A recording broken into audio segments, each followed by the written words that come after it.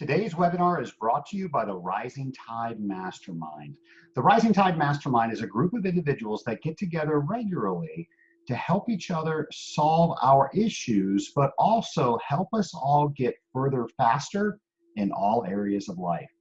Whether the Rising Tide Mastermind or another group is the right group for you, now more than ever, everybody needs a group of trusted advisors. The Rising Tide Mastermind is putting on this proactive webinar series so we can focus on the things we can do and not simply worry about the things we can't during this unprecedented time. My name is Trace Blackmore, and I will be your host today for this webinar. And this webinar is about virtual meetings. And virtual meetings is something that several of the mastermind members asked for me to find an expert on. And folks, I'm going to tell you, there's lots of people out there that do virtual meetings, but outside of the platform videos themselves, I had a hard time finding somebody who was coming out and saying that they were experts on virtual meetings. So I thought, over the last few years, I've been doing a lot of virtual meetings. I think we've all been doing a lot of virtual meetings lately. And I think that's one of the great things that has come out of all these stay-at-home orders is that we've learned how we can be very productive at home and how we can still get that nonverbal communication with each other even when we're not in the same room. What I'm going to do today is I'm going to share with you some of the tips that I use when I use virtual meetings, and they've really helped me connect with people on the other end of the video camera, and I hope that they will help you. Now, for those of you that don't know who I am, my name is Trace Blackmore. I host a podcast called Scaling Up H2O. And I also host a mastermind group called the Rising Tide Mastermind that we just spoke about. We meet weekly on virtual calls. Specifically, we use Zoom. And we do that, and it's just like we are in a room together. Well, it's as close as we can get, but we are all over the country. We have all corners of the United States covered, and we get together on a weekly basis in the same virtual meeting. So some tips and things that I have learned from hosting those meetings. The first thing that I think is very important is you find a room that is comfortable for you. So are you going to be able to get your work done in this room? Do you feel good about having a video conference in this room? Just quite frankly, is it comfortable for you? Then, is it private enough where you're not going to get a lot of interruptions? Are you going to have good lighting in this room? Is your Wi-Fi signal strong in this room? Think of all the things that you are going to need to be able to do, and is this the best room for it? So a lot of people just start having a video call. Many don't think about what room should they be having it in, and I think that should be the first thing that you think about. Also, we're doing all these calls from home. Let your family members know for the next half hour, for the next hour, you're going to be on a video call, and anything that they need, maybe you prepare an hour or so before and make sure they have everything so they don't need you within that hour. And I think a lot of people forget to tell their family members that they are on a call, and then they get embarrassed when they get photobombed, or maybe that's called video bombing in this format, when a family member walks into the frame of view. Well, normally it's because they didn't know. So just take a few moments and let them know you're going to be on the call. Ask them not to interrupt you. And I realize sometimes with small kids that just doesn't happen. But what are the things that you can do to minimize some of those interruptions? And if you just can't, you gotta roll with it. And sometimes you have video calls with kids in your arms. So that just happens, but I know that can be distracting. So if there's another option for that, normally the other participants would appreciate that. Also, ask people in the house to try to keep background noise to a minimum. Again, with kids, I realize that this is probably not going to happen, but at least you attempted to do so. I like to use Zoom. We used Microsoft Teams before, and we've also used some other services, GoToWebinar.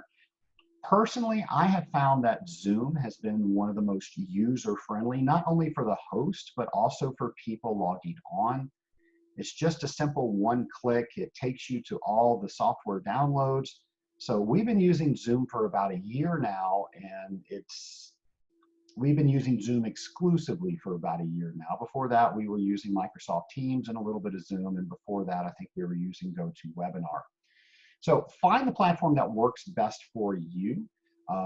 We have found that Zoom seems to work best for us and the participants on the other side. It just makes things a little bit easier. And they've got some great videos with that. Well, with Zoom, and I know with some other services as well, but I'm speaking specifically with Zoom, they have a phone platform and they have a computer platform. I'm going to recommend, whenever possible, use your computer. The phone, it can work great, but you have very limited features on the phone. And I'm going to talk a little bit about the different views that you have within a video webinar, specifically Zoom, but you are limited to, I think, 4 or 6 people at one time on a screen when you are using the phone platform. You can't see everybody, and that's the best thing about virtual meetings is you can see everybody in the room. The other thing is you just have more real estate. You have more features, you have more real estate, you have more room to actually see people's facial expressions. So when you use the computer, you just get so much more than on the little phone screen. So try to do that. Try to use your computer. We talked about picking out the room, but it's also important to make sure you have good lighting. So is the room that you chose, is that going to give you some good lighting? Another tip is don't sit in front of a window. Your webcam is going to try to balance the light. And if you have a high light source like a window behind you, it's going to put you in shadow. So preferably you want your light in front of you. And if you don't have good lights, good luck finding them right now, because everybody's buying video cameras and web equipment with the pandemic going on. But you can do front light video camera lights. You can get them from Amazon. I think they were all out of stock. I was trying to do a vanity link so you guys can see some of the ones that we use, but there's nothing in stock right now. But you can actually put a light right around your video camera, so that way you are getting the best light.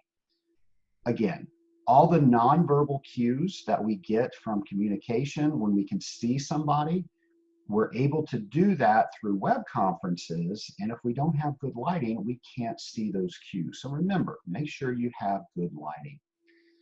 And people are checking out all your stuff. Hey, what's going on in his office? What does he have behind him? You can see behind me, I've got some Marty McFly and Doc Brown characters and a DeLorean, and you're probably wondering what the heck's going on. Of course, if you listen to the show, you know I'm a huge Back to the Future fan. But the point is what are people seeing behind your actual face? So what is in the background? And the freer of clutter it is, I guess that would be the more free of clutter it is, the less distracting that it can be. Also, take a moment and make sure that everything you have in the background is business appropriate. I'm not going to go too much into this, but I will tell you I've been on a conference call where there was some things that were not business appropriate in the background, and I guarantee you that was very distracting. So what does the background look like, and is it saying what you want it to say about you? And then be prepared. My hope, with my type A personality, I hope that the host has sent out an agenda. We're going to talk a little bit about the host responsibilities in a moment. But if a host has sent out an agenda, and they should, make sure you read it. Make sure you prepare for it. Are there certain things that you're going to need to have access to during that call? Go ahead and make sure you have those things open so you don't have to fumble around for them. Are you going to need to share your screen? If you're going to need to share your screen, you should probably make sure that you've got all of those windows open and ready to go so you can just simply toggle back and forth. But just be prepared, and anything you think you're going to need on the meeting or anything you're going to need to prepare. And folks, this means taking care of all the human functions. So, if you're hungry, eat before the meeting. If you're thirsty, get something to drink and have that on standby. By all means, you should use the restroom before the meeting. So all those things to prepare yourself for that meeting, I think, is good advice. I can't tell you how many calls that I've been on where somebody was late because they said, oh, I had to install the software, or there was this issue. Well, folks, normally you don't get a meeting for 3 o'clock at 2:59.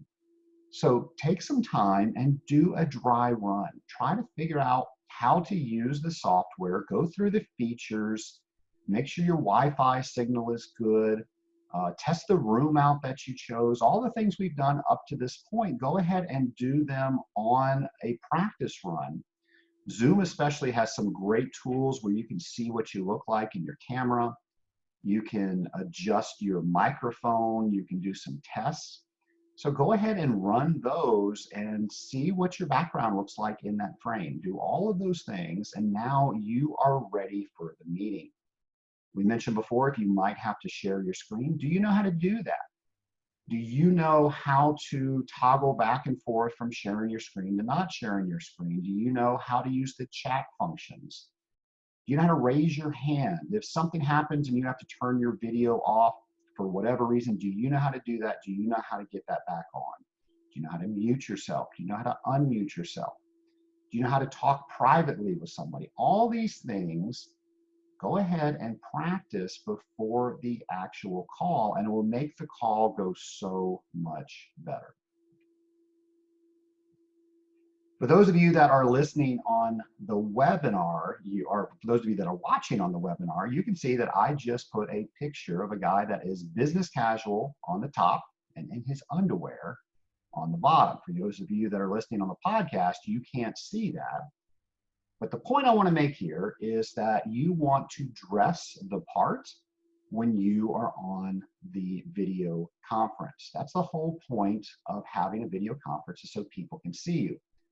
Folks, if you are in the slummiest clothes that you have, some people can take that as a lack of respect.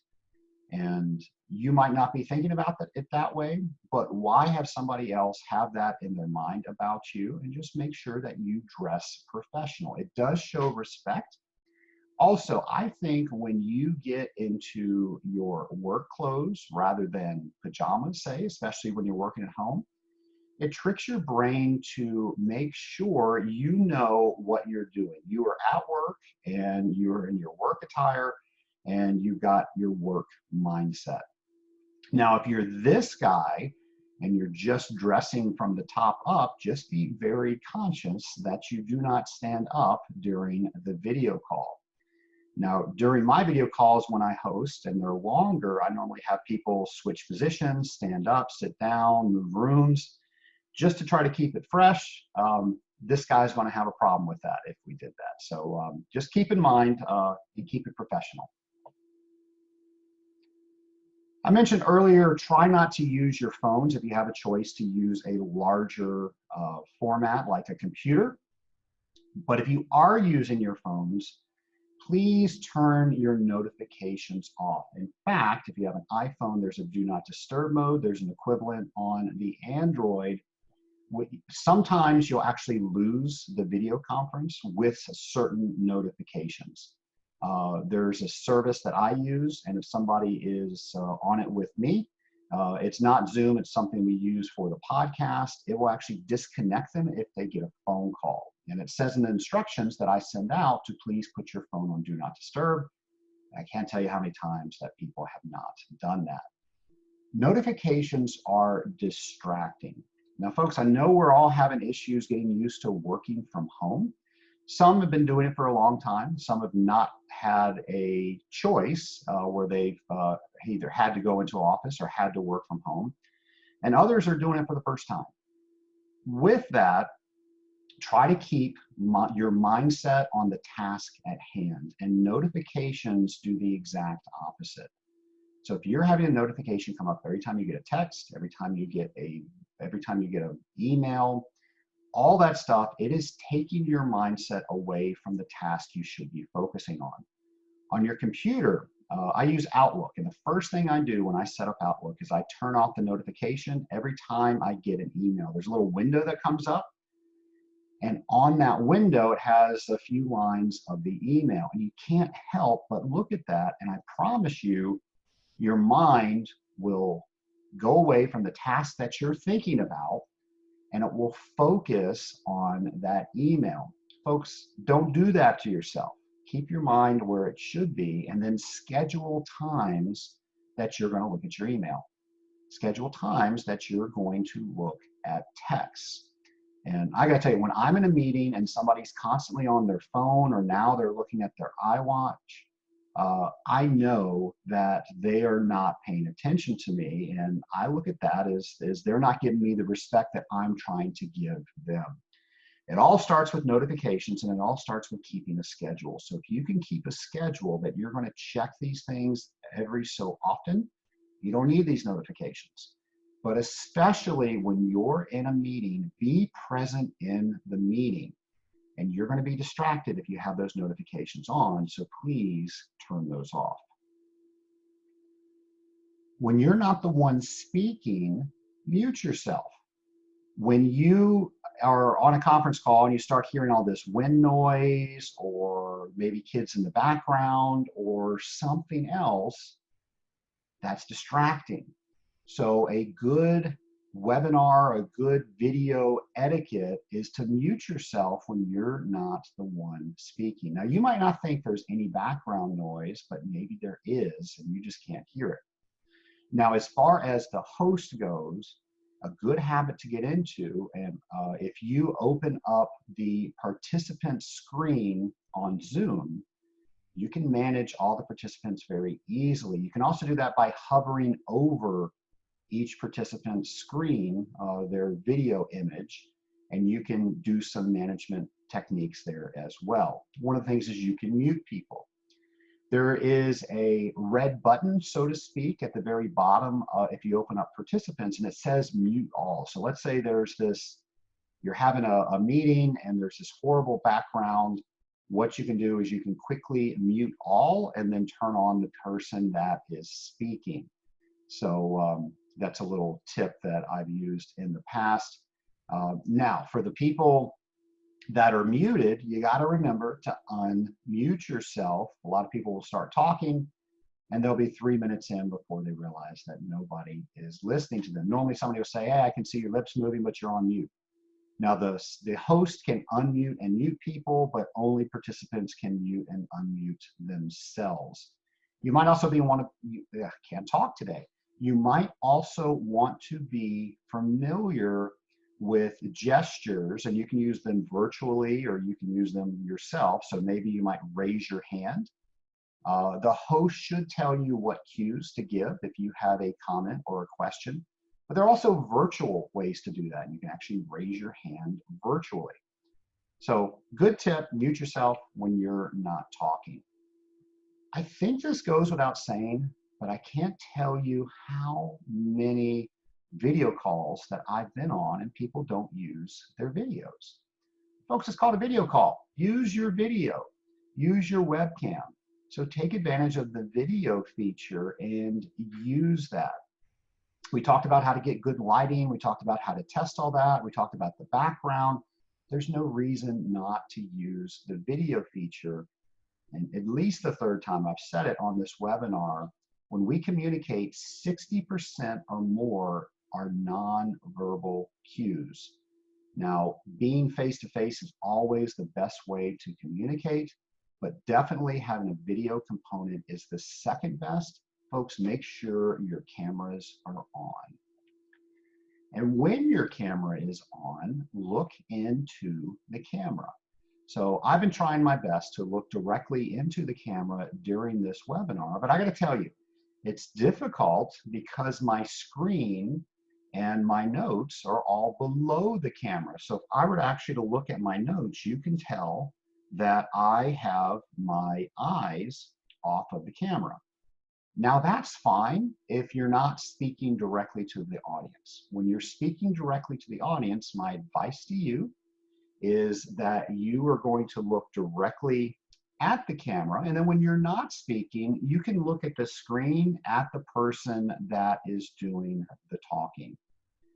That way you can see their verbal cues. Now, if you need to read your notes like I'm doing right now, you are perfectly welcome to do so, but I can tell you from webinars that I've attended and also ones that I've done that people have given me criticism on, and feedback is probably a better way to say that.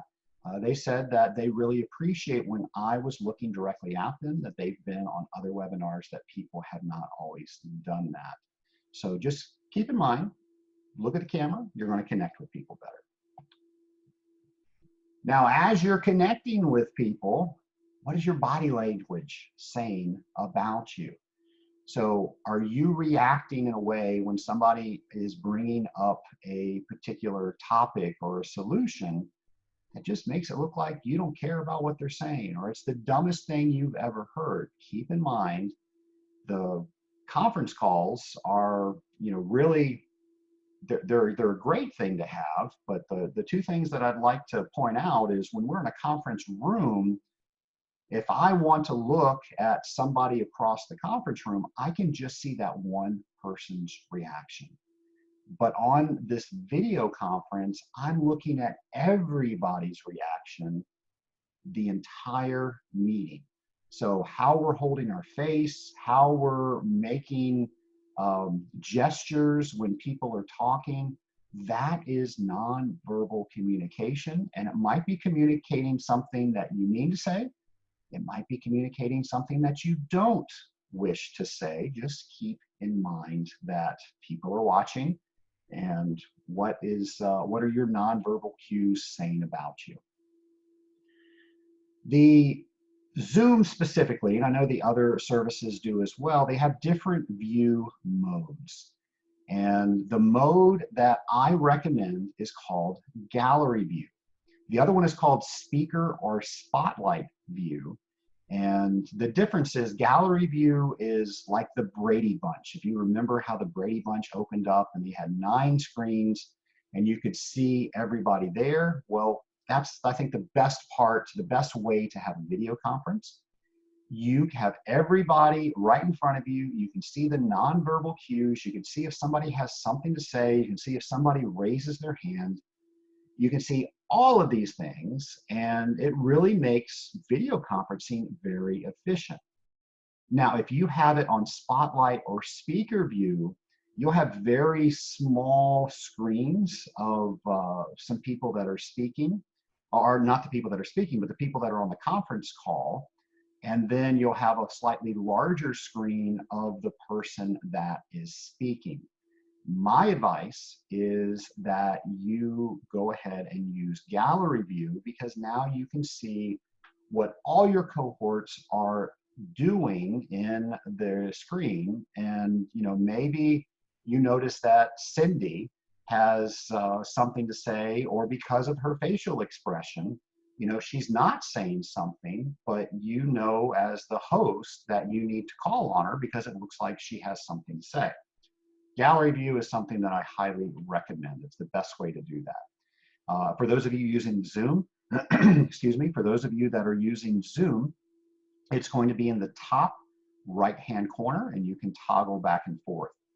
For those of you that are using the phone app, you want to go ahead and I think swipe to get the different views. By the way, speaking of the phone, If you have the phone straight up and down, you're going to have a long, skinny picture. If you do the phone sideways, you are going to have a wide picture. And it's going to look more like the people that are on their computers. So another tip is to go ahead and do, if you have to use your phone during a web conference. Again, I highly recommend using your computer, but sometimes you don't have any options. If you're using your phone, use it sideways because it gives you a lot better profile picture and it makes you match with everybody else. Now, one of the coolest things that we can do in video conferencing is we can share our screens. Now, Zoom, everybody has the ability to share their screens. On some of the other services, that's not true. And then on some of the other services, the host has to grant those rights. With Zoom, you just get it from logging on. That can be a blessing and a curse depending on who is on the conference call. I do a web call with 13-year-old boys in my church group twice a week, and sometimes sharing screens distracts us a little bit, but it's all about having fun. We always have fun, but just keep in mind, the host has to know how to control that. And there are controls for that. You can have people stop sharing their screen by being the host. Again, Zoom's got some great videos on that. So if you go to the Zoom website and they have basic features, they have advanced features, you can learn how to use all of those. Now the feature I want to show you right now is sharing the screen. I'm sure most people have done that, but a couple things I want to point out. One, when you know you're going to share your screen, have every other application in your background closed that you are not going to need. A friend of mine was sharing his screen and he accidentally shared the wrong screen, and it was financial information about his company. Now, it wasn't a huge deal, but maybe that could have been, maybe he could have been a CPA and it was financial information about somebody else's company. That could have been a huge deal and a deal breaker as far as, how he's supposed to keep his customer information confidential. So that wasn't the case, but I just use that as an example. If you don't have it open, and you shouldn't have it open, your focus should be on the webinar itself. So you don't need to have that open, but if you don't have it open, you're not going to show it by accident. The other thing I want to point out is you can share your entire screen, and then you can use your screen as a palette where you just add things to the screen. Now I have multiple screens here in my office, so I need to choose the correct screen. Now whatever goes into that screen is going to be shared, but another thing you can do is you can share the application. So here I've got a PowerPoint video that's running. What you can do is you can simply just say, I just want the PowerPoint view presentation up, and regardless of what else is on the screen, it's only going to show that application. So I recommend you always choose that for the same reason that I just shared about the person with the financial information. Now there's also a whiteboard feature, so you can draw on the screen, and sometimes that's really good. If you have a spreadsheet up, you can draw people's attention to a certain area. So you've got a lot of tools here. If you are sharing video, and I always like to open up meetings with a funny YouTube video or something just to break the ice and get people, in a good mood. If you're going to do that and it has video and it has audio, you have to put share computer sound. There's a check mark at the very bottom. You have to check that. It's also a good idea to optimize for full screen video clip. That just does a couple of things in the background to make others see the video that you are sharing just better. And then of course, after you choose those, you click share and you should be good to go. Now you're going to have a little screen that's going to tell you that you are sharing, and it's going to be in green. And then right beside that in red, if you're using Zoom, it says stop share. Now I recommend as soon as you are done using the share, so we're looking at an Excel, spreadsheet, and now we're done looking at, immediately end the share, because now we get larger pictures where we can see each other. Now what happens, what Zoom does, is it puts everybody over on the right-hand side of the screen. We can still see each other, but we're very small. Now you can drag your screen over that right-hand side border. You can drag that over, and it will allow the pictures to get a little bit bigger, and will also, I think, sometimes bring people into the screen that weren't there if you're having a large meeting. So you can play with that as well. Try to think of a quote that would be a good bottom line with any meeting, and here's what I came up with. If you wouldn't do it in the conference room, you shouldn't do it in a video room. Folks, this is about being prepared. It's about respect. It's about all these things. If you would not go and eat a plate of spaghetti during a conference in the fanciest conference room that your office has to offer, folks, don't do that on a video call. I don't think people care about drinking and a lot of things like that. And I just realized I'm stealing another slide down the road. But having a huge plate of meatballs and spaghetti is probably not something that you would do unless it was a lunch meeting in the conference room. So just use that. If you wouldn't wear a ripped up Motley Crue t-shirt to the conference room, you probably shouldn't do that in the video room. So just take that for what it is worth. I will say this is more for hosts than anybody else, but this is something that I have really come to realize, and I've hosted a lot of meetings, especially over the stay-at-home orders, where I was supposed to be in places and help facilitate meetings. And these meetings were 8+ hours that I was supposed to facilitate. Well, of course, when we're in person, we can have breaks, we can do all these things, we can do different activities. There's no reason that we can't do that on video calls. But the thing that I want to point out most of all is that video conferences are super concentrated. We are staring at not just one person when we look at somebody like across the conference table. We are looking at everybody for the entire call, especially when we're in that gallery view that I recommended. So I want you to think of video conferences to be measured in dog years. They are super concentrated. So if you're going to do an 8-hour call, you probably want to consider reducing the time and make sure you have a lot of breaks. I try not to go over 45 to 55 minutes without a stretch break. And it's just a really, really good habit as a host to get into, to give lots of breaks, because if people are getting uncomfortable, they're not paying attention, they're not being their best.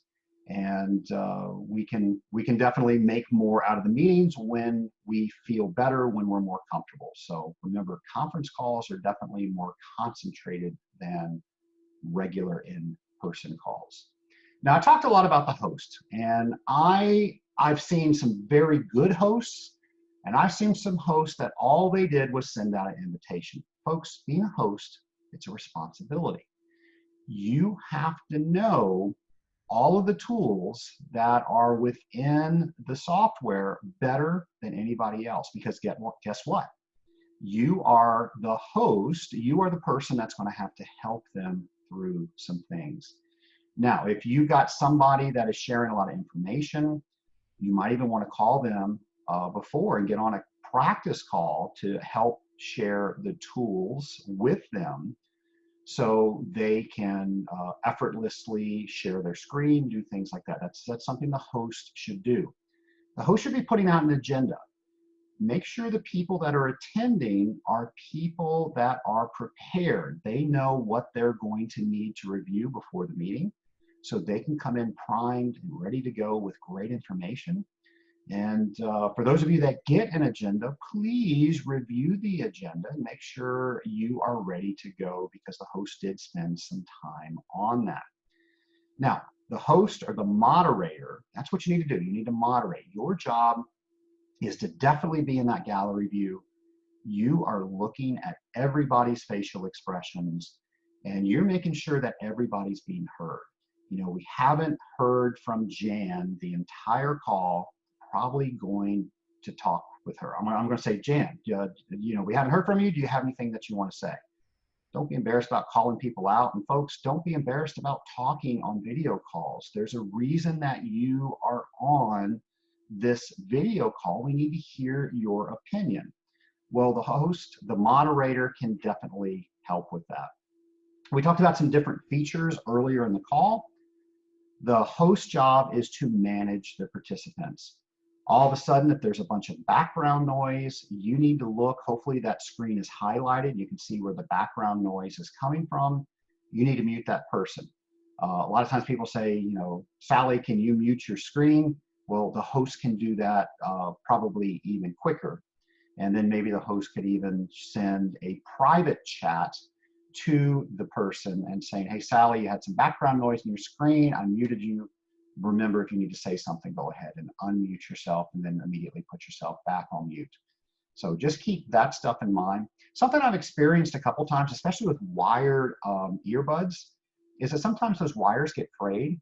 And even though the person wearing the earbuds cannot hear the noise, it's actually putting a hum into everybody's speaker.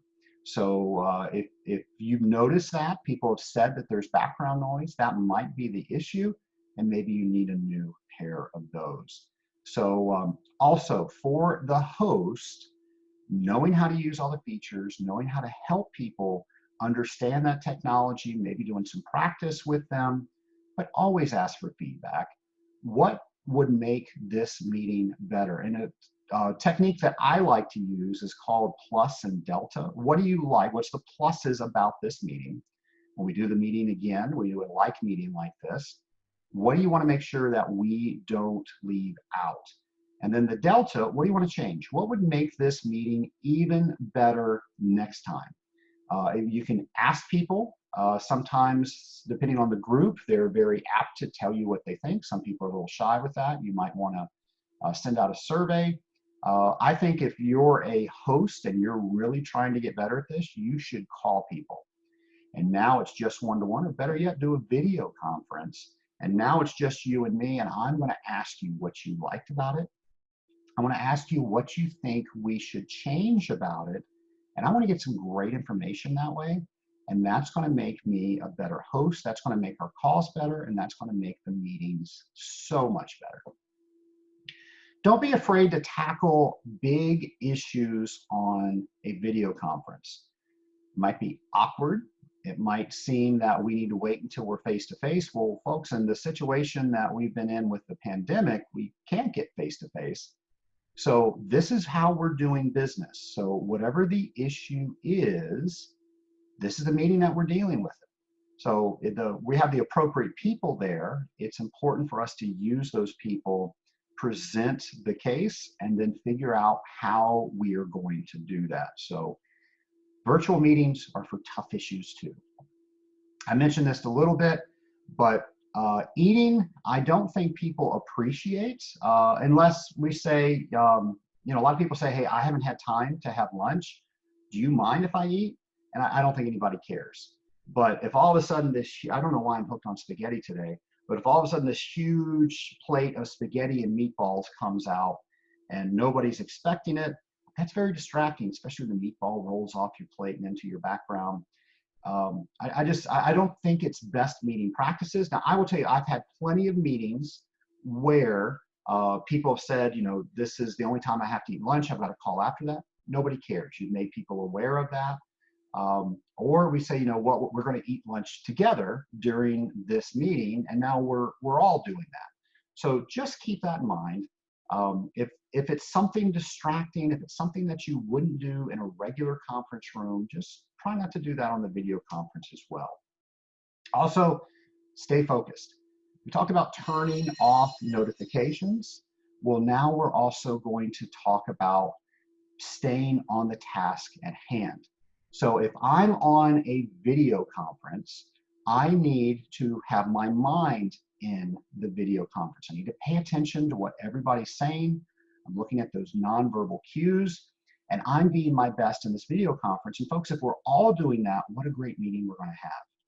If we are working on something else in the background, and I know for a fact you have been on a call where somebody is watching television in the background, they are not present. They are not helping the team.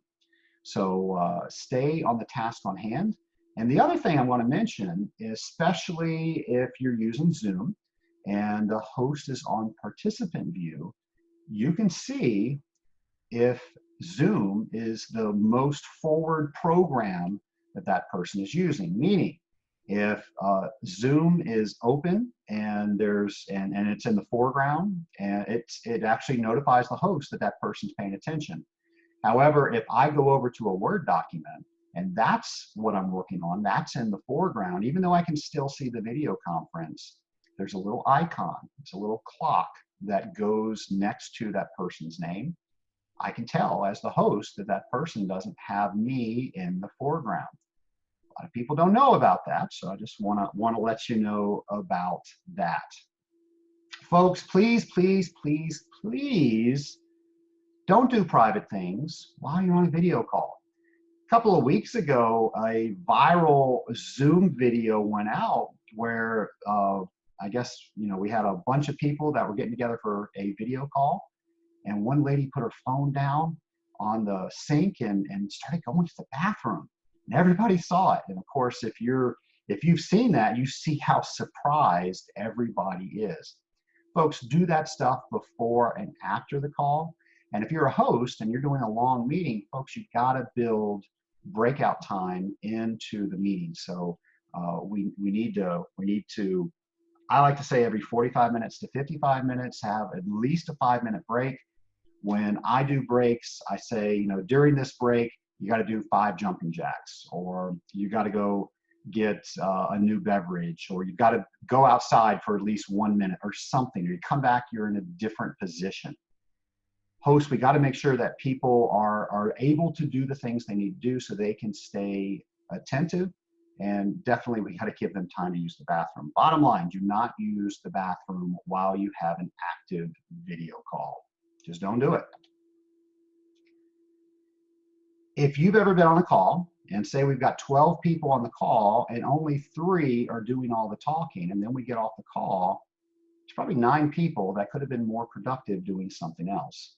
So as the host, only invite the people that need to be on the call. Don't invite everybody on your team if only a couple people on the team need to talk about and make a decision. People will appreciate that, and let's face it, if you're a supervisor, you're wasting their time, and you're wasting your time getting other things done through your team. Free them up to be more efficient on working on what they need to do. A tip that I think is so important, especially where so many of us are working from home these days, is supervisors must connect with their people.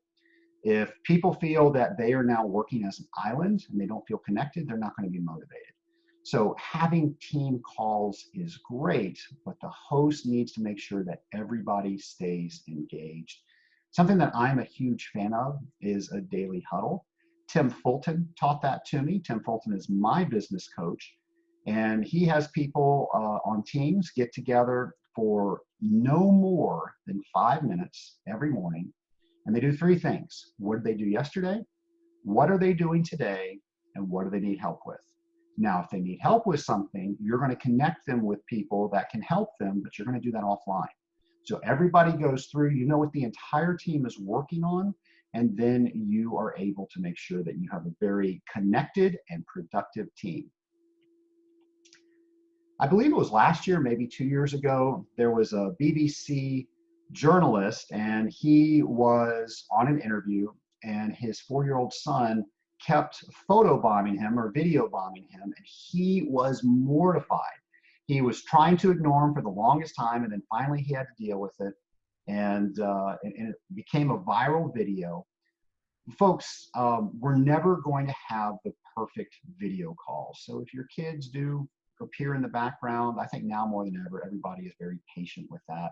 Now, if you didn't tell them, because as we said in the very beginning, when you have a video call, let everybody in the house know that you're going to be on a video call so they can respect that time. That might have been your fault. But if you did all those things, sometimes kids just do what they're going to do. That's what kids do. Don't get mortified. I think people understand that. And then I can't tell you how many meetings that I've been on where private conversations break out. And again, 2 people are talking about something that the other 9 aren't able to relate to. Folks, take that stuff offline. And especially if you have to discipline somebody, don't do that on the video call. Do that in private. It was Vince Lombardi that says you praise in public, you criticize in private.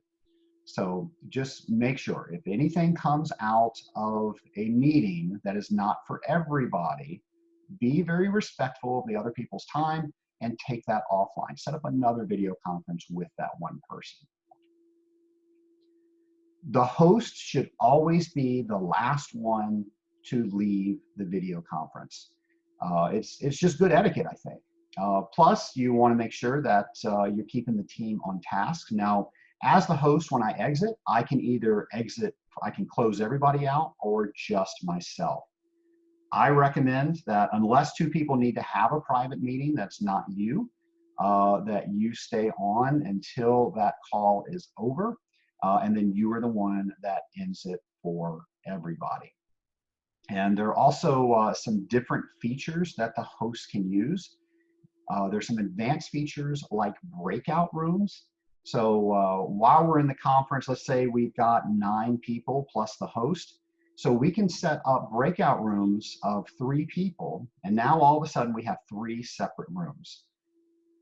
We take an issue, and now we have 3 separate opinions that groups have worked on, and the host can actually move from room to room. They can send content to the rooms. They can send reminders. There's a timer on the room. So lots of cool features with that. So if you have a very large meeting, and you want to make sure that you get some breakout time with people, you can use breakout rooms, and you can have the computer randomly select who you want, or you can put certain people in breakout rooms. So something else that the host needs to know how to do. I'm not sure if other services do that, but I know Zoom does. And the last thing I want to mention are the differences between webinars and meetings. So meetings are what we've been talking about today. Pretty much everybody has the same privileges. The host has a few more because they can manage the people in the room. By the way, the host can also make other people co-hosts. And that is a good thing to do if you're trying to help manage a lot of people. It gives somebody else, maybe say, hey, can you make sure people are muted and unmuted? We don't have any background noise. And now somebody's in charge of that. You can make them a co-host, and then they can do that. If you have to get off the call, you can make somebody else a host. So everybody can share their screen, everybody can be visible, everybody can mute and unmute themselves, everybody can turn on and off their video. By the way, the only person that can turn on and off their video is the participant. The host can never do that. They can request it, but they can't turn it on. All that is with Zoom meetings. Webinars are when there is a host and there is a panelist. And the panelist is typically the guest that's coming in speaking. And those are the only people that are shown on the screen. Now, we may have 300 people that are joining as participants. They can't speak, and we cannot see their video. Now, they normally can chat, and they can ask questions. And they, of course, can see the participant and the host. So that's the big difference with the webinar. If you're managing super big crowds of people that are watching an expert, that's probably the best way to go with that. There's some workarounds where you can do with the Zoom meeting. And by the way, meetings, I think you can see up to 49 people on a meeting. I'm not sure if you can have more people and only see 49, so that's something that you might need to check out. I think most of our teams are a little bit smaller than that. If you're doing something larger than that, you might want to consider a webinar, especially if it's just relaying information to people.